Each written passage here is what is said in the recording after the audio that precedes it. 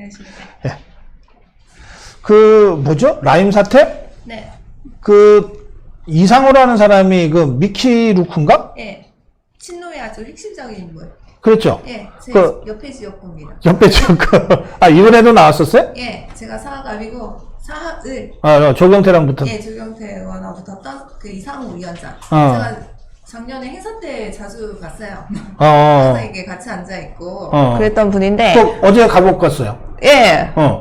제가 전화를 엄청 많이 받았어요. 구속됐다고. 난리가 났었습니다. 근데 이 라임 사태가, 예. 지금 2019년에 그 총선 직전에 예. 엄청나게 크게 부각이 됐었어요. 네. 그리고 저희 부산 그 지역구에도 옆에 그 이상호 위원장이 라임 사태와 이제 연루가 됐다는 이제 그런 기사가 루머가, 나오는 바람에 기사도 나오고. 그러니까 총선 직전에 이게 정말 크게 부각이 될 수 있었는데 네. 이상호 위원장 그때 정말 엄청나게 강하게 부인했거든요. 아, 그런 건 있을 수가 없다. 그냥 만나서 차 한잔 했을 뿐이다. 그러니까 라임 사태의 핵심 주역인 김봉희한 회장이라고 있어요. 그러니까 실세죠. 라임 사태의 실세죠. 근데 이 사람이 평소에 그 정치인들하고 친분을 엄청 과시를 하는 사람. 아, 내가 뭐 누구 정치인하고 친한데, 아, 뭐 이거 해결될 거다 이런 식으로 엄청나게 이렇게 허세가 심한. 그러니까 그 김봉현 회장이 했던 말 중에 하나가, 아, 내가 이상호한테 20억을 줬는데, 근데 이상호 그 위원장이 뭐 전문 건설 공제 뭐 조합의 이사예요. 그 상임이사인가? 예, 이사. 그러니까, 아, 내가 뭐 저기, 뭐 이상호한테 내가 20억을 줬으니까 그 조합에서 나한테 뭐가 꿀이 떨어지지 않겠냐. 이런 식으로 말을 흘리고 다닌 게 잡힌 거죠. 야, 예. 어떻게 그런 말을 하지? 만약에 실제 그랬다 하더라도 보통은 그 비밀리에 하는 거잖아. 그러니까요. 그 이상한 사람이네? 김봉현이라는 그러니까 사람도? 처음엔 다들 이상하게 봤어요. 근데 그 말을 듣고 이상호 위원장이 이 취재를 갔거든요, 기자들이. 그랬더니, 아, 그런 적 없다. 그냥 지나가다가 한번 사무실에 들러가지고 차를 한 잔 대접한 게 전부다. 그 이상도 이하도 아니라고 했어요. 그래서 저희가 봤을 때는 그 김봉현 회장이라는 사람이 너무 이렇게 허세가 심하고 아, 너무 이렇게 좀 말이 좀 신빙성이 좀 없었다는 거죠. 그래서 그때 이상호 위원장도 반발도 너무 심했어요. 그래서 그때는 아, 좀 김봉현 회장 말이 좀 거하다라는 식으로 넘어갔는데 이후에 보니까 이상호 위원장이 김봉현 회장한테 향응과 접대를 받는 사진이 떡하니 올라오고 그러니까 그 룸에서 이렇게 접대를 받는 사진이 그걸 이제 김봉현 회장 측에서 찍었나 봐요. 그거를 이제 기사로 내보내기도 하고 급기야 구속이 됐다는 겁니다. 지금 구속된 거는 8천만 원 8천만 받았다. 원이죠. 근데 이게 보니까 뭐 주식 그러니까 라임 사태가 그 주식을 엄청나게 뭐 전환 사채도 발행하고 불법으로 뭐 과도하게 지금 뭐 수익을 올리는 불법으로 올리는 단계에서 네. 거의 1조 5천억 원에 1조 6천억 원이죠. 거기서 2조까지 지금 피해가 우리 국민들의 피 같은 돈이 지금 들어갔다는 겁니다. 1조 6천억에서 2조까지 죄송합니다. 2조까지 그 피해 금액이 발생했는데 전부 다 우리 국민들, 서민들의 돈이에요. 근데 이제 이 라임 사태 문제가 정말 이제 커졌었는데, 근데 이상호 위원장은 정말 이거는 있을 수 없는 일이라고 했는데, 알고 보니까 그 김봉현 회장이 주식 투자를 좀 하라고 했나 보더라고요. 그래서 뭐 8천만 원을 투자를 했는데 다 잃어버렸다. 그거를 이제 보전해준 돈인가? 뭐 이런 생각도 들고요. 그러니까 그 8천만 원이 그러니까 지금 나온 거는 8천만 원인데 김봉현 회장은 20억이라고 그랬어요. 평소에 하는 말이 20억을 줬다. 그러니까 처음에는 이게 아 너무 이제 허황된 말이라고 아 김봉현 이 사람이 좀 이상하다고 넘어갔는데 구속이 되는 걸 보니까 아니 좀 뭔가 있다라는 거죠. 그럼 혹시 김봉현이가 이상호 말고 또 다른 사람 얘기한 거 있죠, 많죠. 많아요? 많아요. 그러니까 김봉현 리스트라고 하는 게 있겠네? 있습니다. 김봉현이 최근에 이 사람이 좀 구속이 되면서 전부 다 불었죠. 내가 누구한테 돈을 줬고 민주당 기모 의원한테 돈을 줬고 기? 기씨 가만 있어 잠깐만 국회의원 중에 기 씨가 한 명밖에 더 있나? 그죠. 김호 의원한테 내가 양복과 5천만 원을 줬다. 오. 그리고 강모 의원. 강은 몇 사람 되겠다. 예, 강모 의원한테도 내가 돈을 줬다. 엄청나게 폭로를 했죠. 근데 그 말이, 그러니까 예전에 그 이상호 위원장 그 20억 말처럼 그냥 묻혔어요. 그냥 너무 황당하다, 허풍이다. 허황되다. 이게 믿을 수가 없다. 증거도 없고. 근데 이상호 위원장 지금 구속이 돼버렸죠. 그러니까 좀 문제가, 이 사람 김봉현 말이 거짓이 아닐 수도 있다는 느낌이 오는 거죠. 그리고 김봉현 회장이 했던 말이 2015년에 내가 필리핀의 리조트에 그 민주당 의원들 몇 명 데리고 갔었다. 거기서 그때 같이 갔던 사람이 그 민주당의 인사, 여자 2명, 남자 3명? 정확하지 않아요. 한 5명 정도 같이 갔다고 국회의원이? 하거든요. 예. 그때는 국회의원도 있었고, 민주당 측의 핵심 인사들. 예. 같이 가서 필리핀에 가서 자기가 대접을 했다. 접대를 했다. 근데 거기서 뭘 주고 받았는지는 아무도 모릅니다. 근데 김봉현이 필리핀에 바나나 먹으러 가진 않았겠지. 그렇죠. 그때 이제 데리고 갔다. 근데 2015년이에요, 그게. 근데 라임 사태가 라임 사태가 그 이후로 엄청난 수익을 올리기 시작한 거죠. 그래요. 그래서 라임 사태가 보면 정말 이제 자산은 정말 별 볼 일 없는 회사인데, 그 증권 회사인데, 갑자기 엄청나게 지금 올라왔다는 겁니다. 근데 그 과정에서 청와대 행정관한테 이 김봉현 회장이 또 이제 돈을 준 게 또 자기가 이제 실토를 하고, 그건 증거가 나왔어요. 그러니까 이 사람은 이렇게 말을 그렇게 막 하고 다니네? 막 하고 다니. 처음에는 이제 참 이상한 사람이네. 그래서 좀 믿지 못하겠다는 그런 의혹이 있었는데, 지금 보니까 다 진짜라는 겁니다. 그러네. 그래서 지금 그 청와대 행정관은 구속이 됐고요. 이제 처음에는 금융감독원만 이제 이게 좀 책임을 묻기 시작했죠. 왜 이 라임 사태를 미리 방지를 하지 못했냐. 근데 알고 보니까 개입돼 있는 사람이 청와대 행정관도 개입돼 있고요. 지금 보니까 이상호, 민주당 그 친노 핵심 인사거든요. 이 사람도 지금 구속이 됐고. 그 김봉현 회장이 내가 돈을 줬다고 하는 민주당 의원들이 막 나오고 있고, 구체적으로 실명을 다 거론했거든요. 이 김호 의원이라고만 지금 김봉현이가 난 김호 의원한테 얼마 줬다 이렇게 돼 있습니까? 5천만 원 줬다. 그래. 김호 의원이라고만 하십시오. 이름까지는 하지 근데 마시고. 그 김호 의원이 해명도 했어요. 뭐라고?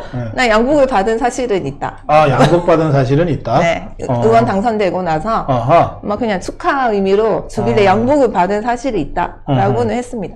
네. 그래요. 알겠어요. 앞으로 이 부분 더 밝혀져야 되는 부분이에요. 그래, 이게 대형 게이트로 갈 수도 있겠네. 가야죠.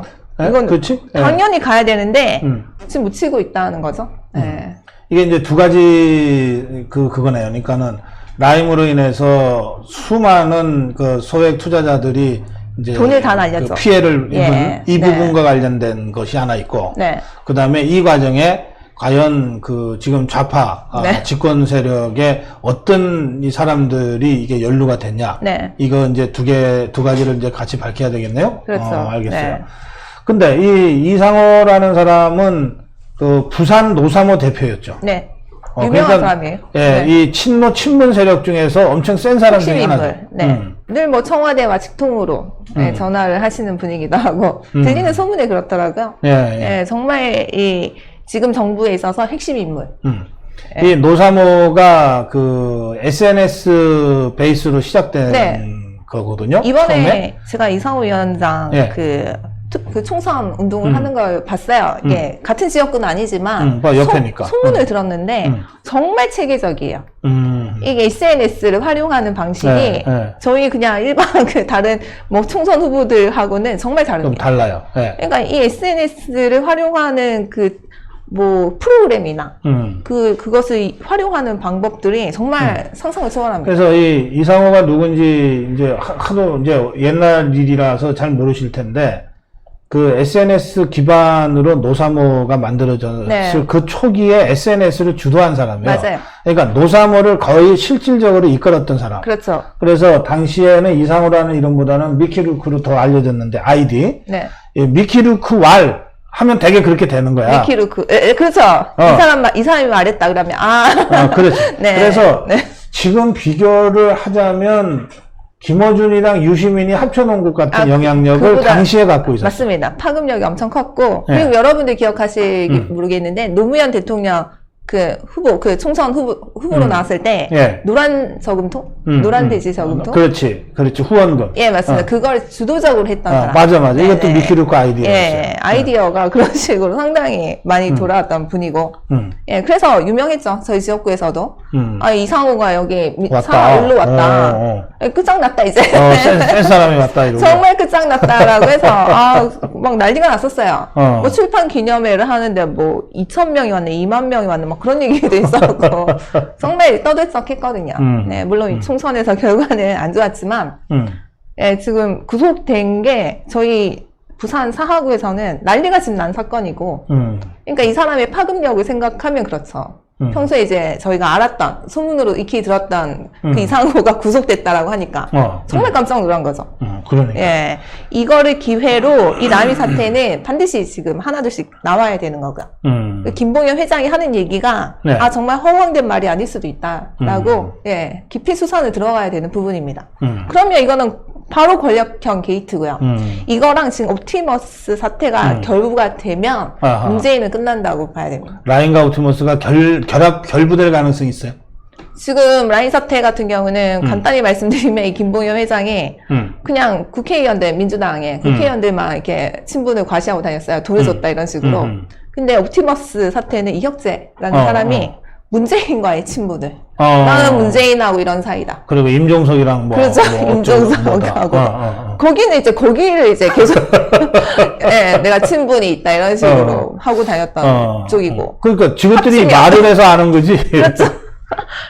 떠벌리고 다녀요. 그리고 사진도 있더라고요. 그 옵티머스 같은 경우는 문재인한테 뭐 귓속말 하는 사진, 유명한 사진이 있어요. 예, 귓속말도 하기도 하고 자기 말로는 엄청나게 친하다라고 하니까 둘을 합치면 그러면 민주당의 뭐 문재인, 뭐 임종석, 민주당 그 의원들 다 연루가 돼 있다는 거 아닙니까? 이 두 가지 엄청난 그 사건, 거의 국민들의 피 같은 돈을 다 날려먹은 사건에 이 민주당 인사들이 다 개입이 돼 있다라고 하면 이거는 역사에 정말 드문 사건이죠. 이거 하나만으로도 엄청난 권력형 게이트인데 두 개가 합쳐져 있으니까 이거는 뭐 빼도 박도 못하는 사건이라고 보셔야죠. 근데 옵티머스도 그렇고 라임도 그렇고 이게 뭐 이제 금융 그 정보를 이용한 사기 사건이거나 또는 이런 거잖아요. 네.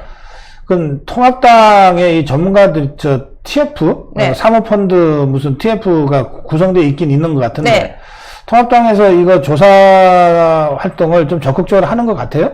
하는데 지금 방해하는 세력이 추미애입니다. 추미애. 추미애가 이 증권 관련한 수사팀이 따로 있었어요. 검찰청에 따로 있는데 그거를 해체시켜버렸어요. 무슨 증권조사부가 있었어요? 있었어요. 그걸 추미애가 해체시켜버렸어요. 해체시켜버리고 부서를 없애버렸어. 부서를 아예 없애버렸습니다. 그래서 이거는 그냥 일반 형사부가 담당하고 있어요. 일반 형사부. 그러니까 인력도 상당히 부족하죠. 그러니까 그러니까 그렇게 생각하시면 돼요. 지금 2명이 이 사건 하나를 담당하고 있다. 그 2명이란 뭐 숫자는 정확하진 않지만 그만큼 부족한 인원이 지금 이 엄청난 사건들을 수사를 하고 있다. 근데 그분이 이것만 하는 게 아니에요. 그러니까 일반 그 형사 부다 보니까 다른 사건도 같이 하거든요. 그렇지. 뭐 살인사건, 뭐 강도, 상해 이런 다 같이 해야 되잖아. 그거랑 이걸 지금 같이 하고 있으니까 여기다 집중을 할 수가 없어요. 그래서 이 라임 사태나 이런 거를 이제 수사하는 그 수사기관에서 인력을 좀 보충해달라고 요청을 했어요, 법무부에. 그랬더니 법무부가 단칼에 거절. 그냥 알아서 해라. 이런 식으로 했다고 합니다. 그러니까 정확하게 법무부가 했던 말은 뭐 좀 더 지켜보자. 이거는 뭐 알아서 해라 이 말이죠. 네. 그래서 이런 식으로 지금 거대한 권력, 그러니까 추미애가 이 법무부 자체에서 이걸 지금 맡고 있기 때문에 그러니까 뭐 통합당에서 이걸 아무리 이렇게 뭐 수사를 TF팀을 꾸려서 한다고 한들 장벽이 생길 수밖에 없죠. 수사기관이 이런 식으로 지금 나오고 있으니까요. 그래요. 네. 예, 알겠습니다. 라임 사태와 옵티머스 사태, 특히 라임 사태는 이상호의 구속으로 지금 국면이 지금 바뀔 수 있는 그런 상태까지 와 있다. 이게 통합당이 조금 더 집중해서 치고 들어가면 뭔가가 나올 것 같은데. 나와야죠. 지금 이상호 구속은 엄청난 신호탄이에요. 이 기회를 정말 잡아가지고 이거 터트려야 됩니다. 네, 어마어마한 사건이 될 수 있어요. 네. 예전에 그 부산의 저축은행 사건. 그거과도 그것보다 정말 비교가 안 되는 사건이에요. 예, 근데도 지금 이렇게 조용한 거는 정말 이상한 일이죠. 예.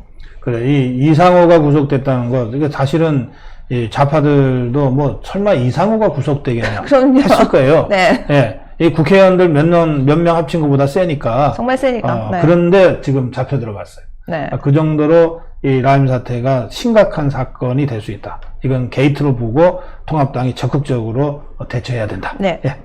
자, 추미애. 그 대정부 질의에서 연일 추미애가 지금 어떻게 보세요? 그러니까 장관들이 나와서 대정부 질문을 하는 자세가 정말 독특하죠. 이번에 추미애를 보면 정말 신경질을 버럭버럭 내고요. 화도 내고. 그러니까 장관으로서 어떤 공과 사를 구분하지 못하는 태도. 그러니까 상당히 좀 요동치는 감정을 그대로 이제 표출을 한다. 그 자리에서. 그거는 이제 추미애 스스로 어느 정도 좀 위축되지 않았냐. 추미애가 그러니까 위축된 것이다. 위축됐다. 왜냐면 이게 추미애가 그 최강욱하고 얼마 전에 추미애가 이제 법무부 알림을 하는 거를 최강욱이 자기 페이스북에 올렸다는 거예요. 먼저. 네, 먼저 올렸다는 겁니다. 이게 있을 수 있는 일이냐라고 해서 이게 정법 유착까지 이제 나가는 거죠. 추미애가 늘 하는 얘기가 검언 유착인데 실제로 보니까 추미애가 이제 최강욱하고 뒤에서 근데 최강욱은 또 피의자거든요. 피의자. 피의자지. 피의자. 피의자랑 이렇게 공모를 해가지고 법무부 장관이 이런 일이 있을 수 있냐라고 했는데 거기서 제일 핵심적인 단어가 수명자였죠, 수명자. 근데 추미애가 그때 김태흠 의원하고의 그 대정부 질의 과정에서 수명자라는 거는 뭐 흔히 쓰는 얘기다, 법률 용어다, 법전에도 있고 뭐 흔히 사용하는 용어라고 했는데 실제로 그 수명자라는 용어는 저희 법전에 없어요. 한 군데 있는데 군사복무기본법에 있습니다. 군사법에 있어요. 군사법에. 거기에 딱 나오는 단어예요. 군사법에. 근데 거기 최강욱은 군 법무관 출신이죠. 그러면 수명자라는 이 단어는 그러면 추미애가 쓴 말인가? 이 최강욱이 쓴 말인가라고 생각했을 때 당연히 이 최강욱이 쓰는 얘기다. 주로 군사법원에서 주로 그렇죠. 쓰는 말이니까. 저희 일반 이 법전에 나오는 수명이라는 단어는 수명법관밖에 없어요. 수명법관. 그 사람 수명법관이라고 하는 거는 합의부에서 재판을 주도하는 사람. 그걸 얘기를 하는데 이 수명자, 추미애가 쓴 수명자하고는 완전히 다른 개념. 다른 거네. 예. 근데 이 수명자는 군사법원에만 있는 단어다. 그러면 이제 군 법무관 출신이 추미애가 군사법원 출신이에요? 그러니까 그날 버럭했죠. 아니 수명자라는 단어를 어디서 이렇게 썼냐라고 하니까 추미애가 갑자기 버럭하면서 왜 저는 뭐 남자가 쓰는 용어를 쓰면 안 됩니까? 갑자기 남자 여자로 가더라고요. 갑자기 뭐 군대 얘기도 나오면서 그냥 묻지도 않았어요. 혼자 그냥 버럭한 겁니다. 근데 그럴 수밖에 없는 게 이 추미애가 최강욱과의 어떤 모종의 그런 관계가 있다. 장관이 피의자와 이렇게 그러니까 정법 유착이죠. 그거에 하나의 이제 징조라고 볼 수 있는 수명자라는 이 단어를 추미애가 썼냐, 최강욱이 썼냐. 지금으로 봤을 때는 최강욱이 썼을 가능성이 커요. 그러면 이 법무부 알림이라고 하는 거를 원래는 법무부 장관이 작성해서 내보내는 건데 그거를 그러면 최강욱이 썼다는 거 아닙니까? 그럼 예전에 그 박근혜 최순실 사건으로 얼마나 국민들이 분노를 했어요. 그러면 좀 추미애 뒤에는 최강욱이 이거를 법무부 알림을 써준다는 건데 이게 그 의혹일 뿐이죠. 그 수명자라는 단어 하나로. 근데 이게 실제로 이게 드러났을 때는 추미애는 정말 상상치 못할 그런 파급 효과를 받게 되는 거죠. 그러니까 국정농단에 그러니까 법무부 장관이 국정농단을 한 거예요. 그러니까 자기도 이제 그 엄청나게 좀 한마디로 쫄았다. 그 수명자라는 말이 나오는 순간 이 법정유착, 이 국정농단, 이 자기 뒤에는 최강욱이 있고 이게 다 밝혀질 수도 있다는 생각을 했을 수도 있죠. 그러니까 그런 식으로 발끈하면서 저는 뭐 수명자라는 말을 못 씁니까? 여자는 못 씁니까? 뭐 이런 식으로. 아무도 안 물어봤는데. 그렇죠. 혼자 엄청 열을 내면서 뭐 여자는 뭐 군대를 뭐 안 갔다고 해서 뭐 남자처럼 그런 얘기를 쓰면 안 되냐. 이런 식으로 혼자 엄청나게 분노를 한 건데 이건 누구나 봐도 좀 이상하다는 거예요. 그리고 뭐 변명이라고 한 게 뭐 수명자라는 거는 법률 용어다. 법전에 있다. 법전에 있다. 그건 군사법원에만 쓰는 용어인데 그러니까 이게 좀 앞뒤가 정말 좀 안 맞고 좀 여러 가지 정황을 봤을 때 상당히 좀 긴장하고 위축이 됐다. 상당히 좀 뭔가에 겁을 먹었다. 그렇지 않고서는 그렇게 화를 내고 할 이유가 없는 거죠. 글쎄 말이에요. 네. 그러니까 추미애의 대정부 답변, 네. 대정부 질의에 대한 답변 태도는 이게 겁을 먹고 위축한 나머지 발작적으로 하는 발작적인 그런 네. 것이다라고 네, 네. 이제 해석을 하셨어요. 그러면 정세균이의 답변 태도는 어떻게 봐야 돼요? 자기 모르겠다는 거야. 그리고 가치도 없다 그러고 막 질문에 대해서. 그러니까 뭐 대답을 이제 하는 순간 이게 너무 예리한 질문들이 들어오니까 그러니까 정세균이나 이낙연이나 쓰는 화법이 똑같아요. 그러니까 이게 뭐 저하고는 관계가 없는 일입니다. 뭐 제가 뭐 말씀드릴 부분은 아닌 것 같습니다. 그것은 뭐 정부가 판단할 일입니다. 이런 식으로 다 넘어간다는 겁니다. 국무총리가? 그렇죠. 그러니까 이게 지금 이낙연이나 정세균이나 하는 답변은 뭔가 이제 총알을 피해가는 답변. 그러니까 정확한 답변을 하지 않아요. 이게 내가 보면 이 대한민국 총리들을 다 그렇게 제가 매도하질 생각은 아닌데 네. 이 이낙연이 총리할 때나 정세균이 지금 총리할 때 보면 좀 불쌍해. 저렇게라도 해서 네. 저 먹고 살아야 되나? 그렇죠.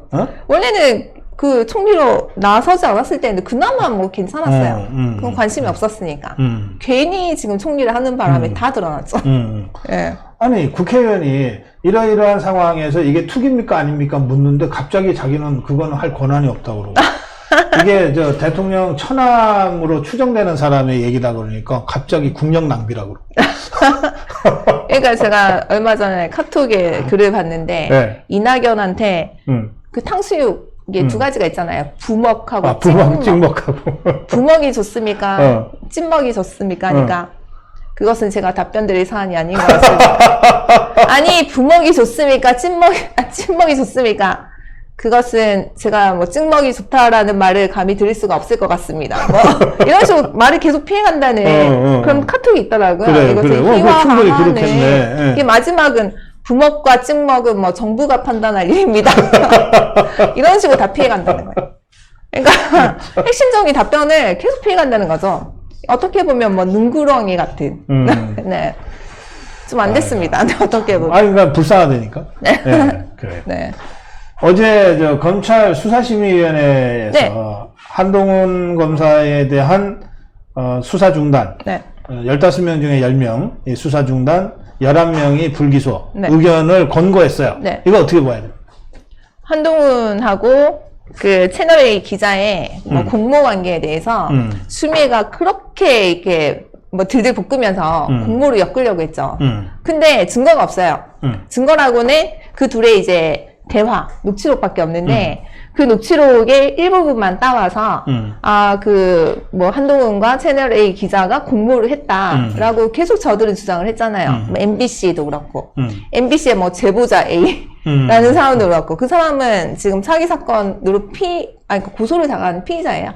그러니까 그런 사람 말에 제보를 받고 MBC나 KBS에서 아주 무책임하게 다 이제 보도를 해버린 거죠. 근데 실제로 이 한동훈하고 기자들이 이 공모를 했다고 계속 몰아가니까 자기들이 기자가 그 녹취록을 아예 전문을 다 공개했죠. 공개를 하니까 나오는 내용이 한동훈 검사는 저는 뭐 유시민한테 관계가 관심이 없다. 그럼 거의 이제 그 사람 끝난 거 아니냐? 그 사람 뭐 정치인으로서 뭐 이미 미천 다 드러났다. 관심이 없다라는 게 주 요지고. 그리고 뭐 신라젠 사건에 대해서도 뭐 질문에 그냥 귀찮다는 듯이 뭐 쳐내는 답변? 뭐 열심히 하세요. 뭐 이런 식으로. 그러니까 전혀 이게 친분 관계도 드러나지 않고 아주 형식적인 답변이 오고 간 거예요. 근데 이걸 가지고 공모라고 지금 보기가 너무 힘들다는 거죠. 그러다 보니까 KBS에서는 사과도 했고요. 예. 그런데 어제 또 유시민이 그 심의위원회 발표 전에 나와가지고 또 몇 마디 하더라고요. 그러니까 유시민이 하는 말이 더 가관입니다. 그 한동훈이 이제 기자가 계속 유시민을 계속 이제 엮으려고 물어보니까 계속 관심 없다는 식으로 답을 하잖아요. 근데 유시민이 그 한동훈이 그 유시민한테 관심 없다라고 한 답변은 거짓말이다. 그것은 거짓말이다. 이런 식으로 어제 유시민이 얘기하더라고요. 아니, 자기가 한동훈 뇌에 들어가 봤으니까. 그러면 그 녹취록이 증거가. 유시민이가 좀 자존심 상했을 것 같아. 그렇죠. 그러니까. 자기를 진짜 뭐 이미 끝난 거 겪고 다닌 걸로 취급하니까, 엄청 기분 나빠. 예, 그렇죠. 이미 정치인으로서 끝났다. 한물 갔다는 식으로. 그렇지. 그래서 관심이 없다. 관심 바뀌다. 내 관심 바뀌다라고 했는데, 그 말을 듣고 화가 났을 수도 있죠. 그래서 어제 나와서 하는 얘기가 그 증거라고 하죠. 자기들은. 증거라고 하는 그 녹취록에서 유시민한테 관심이 없다. 이 부분은 한동훈 검사가 거짓말한 거다. 그럼 자기한테 관심이 있다는 거예요. 그러네. 그렇죠. 그런 식으로. 한동훈이 이거 질겁하겠네. 그렇죠. 아니, 누가 그 유시민이 같은 자한테 관심을 가져. 그러니까 무슨 관심이든. 그렇죠. 유시민은 한동훈이 그걸 거짓말했다. 그러면서 한동훈에 이거 공모관계가 있다는 겁니다. 이 말은 거짓말이다. 그럼 거짓말인 걸 어떻게 밝힐 것이냐. 그럼 자기가 한물간 정치인이 아니라는 거를 밝혀야 된다는 겁니다. 그래서 이 말도 안 되는 이게 말을 하면서 증거가 그 하나밖에 없는데 그 중에서 뭐 유시민 말이 일부분은 거짓말이고. 근데 이 부분에 대해서 심의위원회에서 5명씩이나 한동훈을 계속 수사를 해라는 결정을 한 거 자체가 의문이죠. 저는 그 5명이 도대체 누군지가 궁금합니다. 네, 이 사람들은 뭔가 좀 문제가 좀 있어 보이네요. 네. 근데 여기 뻔뻔한 조국이라는 아이디를 쓰신 분이 한마디 하셨네. 네. 유시민이 원래 바닥이었는데 뭐 떨어질 게 어디 있어요? 네. 유시민 얘기라니까 너무 좀 당황스럽고 좀 그래. 네. 자, 이 수사심의위원회가 그 권고가 강제력이 있는 건 아니지만 네. 이 정도 되면은 이거 정상적인 상황이라면 수사 중단을 해야죠. 네, 거의 대부분 했어요. 하나 빼고 이재용에 대해서 이 심의위원회가 이거는 뭐 수사 대상이 아니라고 했는데 아직까지 뭐 판단은 안 하고 있어요. 근데 거의 그거 말고는 다 그대로 따랐죠. 왜냐하면 아주 객관적인 의견이거든요. 그래서 그대로 따라야 하는 게 정상이에요. 근데 얼마 전에 이재명 판결에서도 보셨겠지만 이거에 대해서 어떠한 입장을 표명할지는 예측할 수는 없죠, 아직까지는. 당연히 이거는 수사 중단을 해야 되는 사안이고요. 네, 그거는 뭐 당연하다고 봐야죠. 그래요. 근데 저들의 반응이 어떨지는 좀 궁금합니다. 자, 마지막 주제 보겠습니다. 이 좌파들이 뭐 문변부터 시작해서 김태년이 뭐 또 당권 도전하고 있는 이낙연이, 김부겸이, 이재명이까지 다 행정수도 이전으로 갑자기 막 떠들었어요. 이해찬이는 어제 개헌하면 된다고 그랬어요. 네. 개헌해서 수도는 세종시로 한다고 갖다 박으면은 15년 전에 그 헌재의 위헌 결정도 다 넘어갈 수 있다. 이렇게까지 딱 얘기를 했어요. 그런데 이 자들은 그러니까 지금 개헌 의석에서 8자리가 모자라거든요. 네. 8개. 200명 이상이니까 7개만 있으면 되는구나. 7개. 지난번에 박근혜 대통령 탄핵할 때도 한 30명 꼬여가지고 했잖아요. 그러니까 이번에도 그 정도 꼬여서 개헌하면 된다고 생각하는 것 같아. 자, 그런데 제 질문은 근데 느닷없이 진짜 지그들끼리 하다가 말 일이었는데 느닷없이 서울에서 오세훈이가 충청남도에서 정진석이가 부산에서 장제원이가 행정수도 이전해야 된다고 치고 나온 거예요. 어떻게 보세요? 지금 행정수도 이전에 지금 정부가 꺼낼 그 주제는 아니거든요. 왜냐면 지금 정부의 거의 임기 말에서 지금 개헌이든 이걸 추진한다고 해서 안 된다는 거는 누구나 봐도 뻔한 사실인데 지금 일단 저 민주당 쪽에서 이걸 갑자기 꺼낸 이유는 그동안 부동산 정책이 전부 다 실패를 했잖아요. 근데 저들이 이제 22번째 규제 정책만 계속 내다 보니까 부동산 집값이 엄청나게 올랐는데 이거 부동산 집값을 잡는 방법은 공급밖에 없어요. 공급을 엄청나게 해야 되거든요. 근데 공급을 하기 위해서는 뭐 재개발, 재건축 뭐 이런 식으로 이제 용적률을 뭐 올리거나 아파트 엄청나게 짓거나 이거밖에 없는데 그거는 이제 민주당에서 안 하겠다. 정부에서 안 하겠다고 하면서 그거는 규제는 다 걸어놓고 또 다른 규제까지도 엄청나게 하니까 그러니까 공급을 안 하니까 당연히 올라갈 수밖에 없는 건데 그러면 공급을 하는 방법에 대해서도 자기들도 들었겠죠? 아 이거는 공급밖에 없다 답이. 그러면 결국 그러면 그린벨트를 풀자라는 식으로까지 갔는데 문재인이 원래 풀려고 했던 것 같아 이자들이. 그쵸. 청와대에서 원래는 당정 합의가 됐다고 처음에 발표를 했어요. 김상조가 그냥 말하는 게 아니거든. 예, 이건 당정 합의가 됐다고 이미 발표를 했는데 갑자기 그 이후로 반발이 뭐 추미애, 이재명 뭐 엄청난 반발이 나오기 시작했죠. 그 이후에 갑자기 문재인이 나서서 없던 일로 하자. 근데 이거는 또 문재인의 레임덕의 한 현상이죠. 말이 이제 안 통한다는 거죠. 말을 안 듣는다 이제. 근데 이제 문재인이 하는 얘기가 뭐 미래 세대를 위해서 그린벨트는 보존해야 된다. 그래서 태릉의 골프장을 한번 해보자. 근데 보니까 태릉의 골프장도 그린벨트예요. 그렇지. 그러니까 저들은 이 개념이 없어요. 개념이. 부동산에 대한 진지한 연구나 이런 공부 자체가 안 돼 있어요. 그린벨트 그러면 보존하자고 해놓고 다른 그린벨트를 여기를 이제 개발하자는 말이 정말 앞뒤가 안 맞잖아요. 근데 이 말이 지금 대통령이 했거든요. 근데 지금 그린벨트를 계속 이런 식으로 공급을 하자고 하는데 그 자체도 불가능할 뿐더러 그리고 지금 공급을 한다고 하더라도 공급에 대한 효과는 최소한 5년, 6년 이상 나타나거든요. 그러면 5년, 6년 동안은 집값이 계속 오른다는 거죠. 그렇지. 네. 이거를 이제 계속 지적이 들어가니까. 그러니까 2년 후에 우리가 정권 잡아와도 네. 이 문제 이것들이 퍼질러 놓은 문제 해결하는데 진짜 힘들게 생겼어. 5년, 6년, 최소 5년, 6년이에요. 그러니까 문재인이 2018년도에 뭐 수도권 30만 호를 한 게 있어요. 그게 2018년도에 했는데 내년에서야 입주가 될까 말까. 그것도 5천 개. 그러니까 30만 호를 해놓고 겨우 5천 개가 내년에 입주가 될까 말까. 이게 거의 4년 그렇지. 정도 네, 걸렸다는 부동산은 거죠. 그런 거예요. 예. 근데 지금 그렇다면 지금 아무리 이렇게 공급을 한다고 한데 뭐 그린벨트를 건드려서 공급을 한다고 한데 효과는 5년 이상 나타나는데 그러면 5년 동안 집값은 계속 오르죠. 그러면 이거에 대해서 어떻게 할 것이냐. 갑자기 그러면 수도를 세종시로 옮기자. 개헌까지 하자. 그러니까 막 던진다고 보시면 돼요. 막 던지는 거예요. 그러니까 아무 생각도 없고 아무런 그 부동산에 대한 진지한 고민도 없어요. 그러면 개헌을 통해서 세종시로 수도를 옮기는 것이 이 정부가 과연 할 수가 있냐. 지금 임기 막바지 단계거든요. 그러면 이게 만약에 정권이 바뀌어버리면 이것도 물 건너갈 수 있다는 겁니다. 근데 그거를 너무 무책임하게 진짜 그야말로 막 던진다고. 그러니까 좌파를 막 던지는 거는 뭐 어제 오늘 일이 아닌데 네. 그 왜 여기에 맞장구를 쳐주냐 이 말이에요. 근데 이제 그러니까 수도를 옮기는 문제에 대해서 뭐 그 세종시 인근에 있는 그 지역구 국회의원들이나 뭐 찬성할 수는 있죠.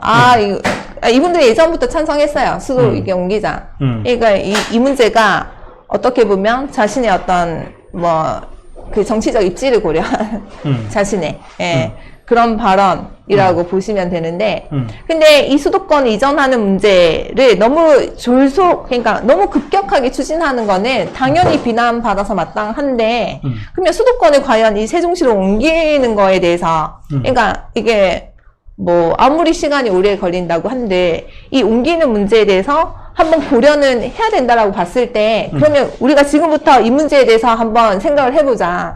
그러면 실제로 옮기는 데는 한 50년이 걸릴 수도 있고 10년이 걸릴 수도 있고 아무도 모르죠. 그러면 지금부터 생각을 한다라고 했을 때 그것이 완전히 불가능한 일이냐 이 부분은 새로 이제 논의는 들어가야 되는 부분인 거죠. 그러니까 지금까지 수도가 서울이라고 하는 것은 관습헌법이다. 헌법재판소에서 그랬어요.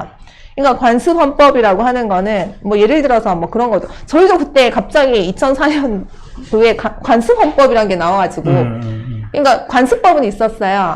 뭐 종중이나 부부 사이 명의신탁을 인정하거나 아니면 남의 땅에 분묘 그러니까 무덤을 인정하는 이거는 법령에는 없는데 인정해주거든요. 근데 관습헌법이 있냐라고 했을 때 좀 생소했던 거죠. 근데 생각을 해보면 우리나라 국민들이 사용하는 언어가 한국어. 근데 갑자기 어떤 정신나간 의원이 나와서 우리나라 국민들이 사용하는 언어를 뭐 중국어로 갑자기 만드는 법안을 냈을 때 이거에 대해서 어떻게 반응하겠어요? 너무 어처구니 없는 말이잖아요. 그러면 우리나라 국민들이 사용하는 언어는 한국어라는 거는 뭐 그건 관습헌법 헌법에는 없거든. 헌법에는 없는데 한국인은 한국어를 써야 된다 이게 없거든. 네, 그것도 없고 법령에도 없어요. 그러면 그렇게 주장할 수도 있죠. 아, 중국어 쓰자는 법안을 내자. 그렇지. 없으니까. 여기 법이 어디 있냐. 그러니까 이게 너무 우리나라 국민들이 생각했을 때 너무나도 이제 말이 안 되는 얘기인데 그런 것은 관습헌법이라고 우리가 주장할 수 있죠. 아, 이거는 관습헌법이다라고 하면 뭐 조용해진다는 거죠.